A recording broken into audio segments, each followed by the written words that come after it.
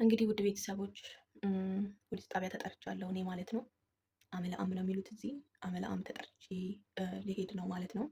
እንግዲህ በጸሎታችሁ አስቡኝ፣ ምን እንደሚፈጠር፣ ምን እንደሚመጣ፣ ምን እንደሚሆን ማውቀው ታሪክ የለም ማለት ነው። አሁን ላይ ሁላችሁም በዱዓ በጸሎታችሁ አስቡኝ ማለት ነው።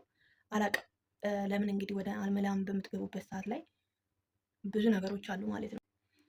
ሰላም እግዚአብሔር ይብዛላችሁ። ውድና የተከበራችሁ ቤተሰቦች እንዴት ከረማችሁልኝ? እንዴት አላችሁ?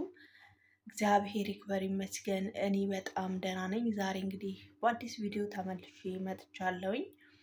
እንግዲህ ያው ወደ አመለአም ተጠርቻለሁ ማለት ነው። አመለአም ማለት ያው እንግዲህ ፖሊስ ጣቢያ ማለት ነው በእኛና ወደ ፖሊስ ጣቢያ እንድቀርብ ተጠርቻለሁ ማለት ነው። እንግዲህ አይተው ሊመልሱኝ ይሁን ሊያስሩኝ ይሁን እማውቀው ነገር አንዳች የለም። የሚያውቀው አንድዬ መድኃኔዓለም ብቻ ነው ማለት ነው። በእንደዚህ አይነት መልኩ ወደ ሀገር ባልገባ ደስ ይለኛል። ግን እግዚአብሔር ከፈቀደና እግዚአብሔር ከወደደ ምንም ላደርግ አልችልም። ለምን እንደዛ ልላችሁ እንደቻልኩኝ ታውቃላችሁ? እኔ ከዚህ በፊት እዚህ ሀገር ላይ ሰርቻለሁ መጀመሪያ ማለት ነው። እና ያው ስም ቀየሬ ነው እዚህ ሀገር የገባሁት። እንግዲህ ምናልባት አሻራዬ ተገኝቶ ነው።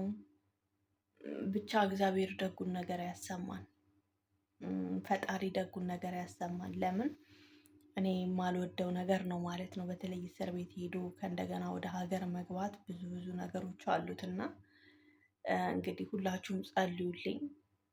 ምን እንደሚፈጠር አላውቅም። ምክንያቱም እኔ ያው ብዙዎቻችሁ ታውቃላችሁ እኔ ወደ ሀገር ለመግባት ኦልሞስት አመት በቃ አሁን ፋሲካ ፊታችን ሲደርስ ከተወሰኑ ከ4 ወር ከ5 ወር በኋላ አመት ሊሆነኝ ነው ማለት ነው። እኔ እንግዲህ አሁን ለፊታችን ገና ቀረብ ብዬ ለመግባት ነበረ ያሰብኩት። ሴትዬ ያው መናገር ያለብኝ ለሴትዬ ነበረ።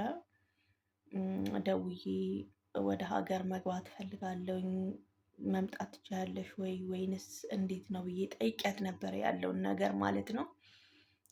ያው እሷ እዚህ ሀገር ላይ መግባት እንደማትችል ደግሞ ስሰማ ደረገጥኩ። አትመጣም ሴትዬ ማለት ነው። ከእንግዲህ በኋላ ልጆቹ ከመጡ ልጆቹ ከገቡ ነው እንጂ እዚህ ሊባኖስ የሳውዲ እንትኖች ተከልክለዋል ማለት ነው። የሳውዲ ዜግነት ያላቸው እንዳይገቡ ተደርገዋል፣ ታግደዋል ማለት ነው። የትኛውም ኤንዌይ ብቻ ምን ልላችሁ ነው እኔ ለመግባት ምክንያቱም ወሰንኩኝ። ግዴታ መወሰን ስላለብኝ ምክንያቱም ረጅም አመት ሰራው እግዚአብሔር ይመስገን። ሄጄ ደግሞ ግዴታ ቤተሰብ ማየት ዘመድ መጠየቅ በቃ ያው ህይወትን ትኖራላችሁ ማለት ነው። ሰው ስትሆኑ ብዙ ነገሮች ይገጥሟቸዋል በህይወታችሁ እና እኔ መሄድ ፈልጌያለሁ። ምክንያቱም ከእንግዲህ በኋላ ደግሞ 1 አመት ስጨምር ከእንደገና ደግሞ 1 አመት ስጨምር እሰራለሁኝ እንጂ እኔ ታውቃላችሁ የሰው ልጅ እድሜ ቁጭ ብሎ አይጠብቅም። እኔ በዚህ እድሜ አይደለም አረብ ሀገር የመጣሁት ልጅ እያለሁ በ16 አመቴ ነው የተሰደድኩት ማለት ነው። እና ያው አዎ አልኳት። ወረቀትሽ አለ ወይ ስትለኝ እኔ አዎ ነው ያልኳት። ወረቀቴም አለ ሁሉ ነገር ፓስፖርቴም ፉል ነው። ያኔ አዲስ ከመጣሁ 2ኛ አመቱ ነው ፓስፖርቴ። ለካ ሰውየው ተቀብሎ ፓስፖርት ውክልና ተቀብሎ የኔን ኢካማ የሚያሰራልኝ ከዛ ከኤምባሲ ሄደን ከተቀበልን በኋላ አላሰራም። ፓስፖርት ያልተሰራም ወረቀቴ መኖሪያ ፍቃድ ያልተሰራም። አስባችሁታል? ውጪ ላይ እንደውም አሁን ላይ ትንሽ ህጉ ጠበቅ ብሏልና ውጪ ላይ ብያዙሉ የመያዝ እድሌ በጣም ሰፊ ነበረ። ተይዤ ወደ ሀገር የመግባት እድሌ ማለት ነው በጣም ሰፊ ነበረ። በቃ ከምላችሁ በላይ አሁን ለራሱ በብር ኃይል ነው ሰዎቹ ስለከፈሉ ነው እንጂ ነገሮች ይከብዱ ነበረ ማለት ነው። እና ወረቀቴ እንዳልተሰራ እኔ አሁን ቤተሰብ የሚጠብቀው በቃ ትመጣለች ትኬቷ ተቆርጦ ምናምን ምናምን ነው። ግን ያለውን ፈተና አትጠይቁኝ ጋይስ። እንግዲህ መጨረሻው ያው አመለአም ከገባው በኋላ እና ከዛ ምን እንደሚሉኝ ከሰማ በኋላ ነው ቁርጤን የማውቀው ማለት ነው። የእግዚአብሔር መልካም ፈቃዱ ይሁን። በቃ እግዚአብሔር የፈቀደውን ያድርግ። እኔ ከሀገርም ስመጣ እንደዚህ በጣም ብዙ ስቃይ፣ ብዙ ፈተናዎች ገጥመውኛል። ወደ ሀገር ስገባ እንደዚሁ ስቃይ ገጥሞኛል። ያው ሰዎቹ ያውቃሉና በቃ እኛ ሀገራችን ላይ ችግር እንዳለ አድርገው ነው የሚያስቡት። ደግሞ የሚገርማችሁ ነገር ማለት ነው ብቻ እግዚአብሔር የፈቀደው ምንም ማድረግ አይቻልም። ድንገት እንኳን እንደ ድንገት ጥፍት ካልኩኝ እንኳን አታስቡ፣ እንዳታስቡ ነው ማለት ነው። ብዙዎቻችሁ ለምን ጠፍተሽ ነው ምን ሆነሽ ነው ስለምትሉ እንዳታስቡ ማለት ነው። ለምን ይህንን ልላችሁ እንደቻልኩኝ ታውቃላችሁ? አንድ ጓደኛዬም እንደዚህ ደርሶባት ያው ወደ እስር ቤት ስለገባች ማለት ነው እና እኔ እንጃ እመቤቴ እሷ ካለች ፍጹም ሊሆንም አይችልም እንደዚህ አይነት ነገር ማለት ነው። እንግዲህ አምላከ ተክልዬ ያውቃሉ። እንግዲህ ቅዱስ አማኑኤልስ የፈቀደ ይሁን።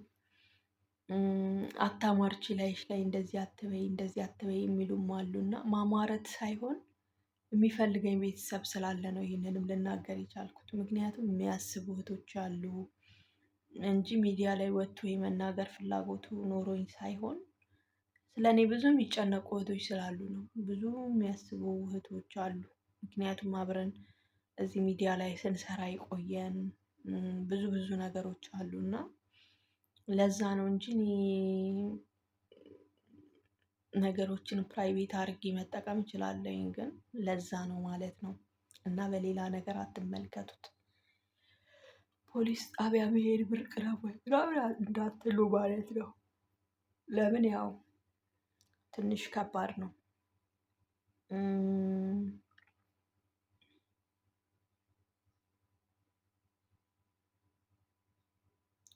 እግዚአብሔር ያውቃል እና በጸሎታችሁ አስቡ፣ ጸልዩልኝ። ሴትዮዋ የተነሳች መስሎኝ ጆሮዬ እዛ ነው ያለው ማለት ነው። ጸልዩልኝ እስኪ ጸልዩና ምን እንደምንሰማ አብረን እናያለን ማለት ነው። እኔ እንደውም ምን እንዳልኩኝ ታውቃላችሁ? አስረው ባስገቡኝ አልኩኝ ደግሞ ማለት ነው። ከዛ ሳስበው ወይኔ መድኃኒዓለም አልኩኝ። ለምን መሰላችሁ አስረው ባስገቡን ብዬ ልል የቻልኩት?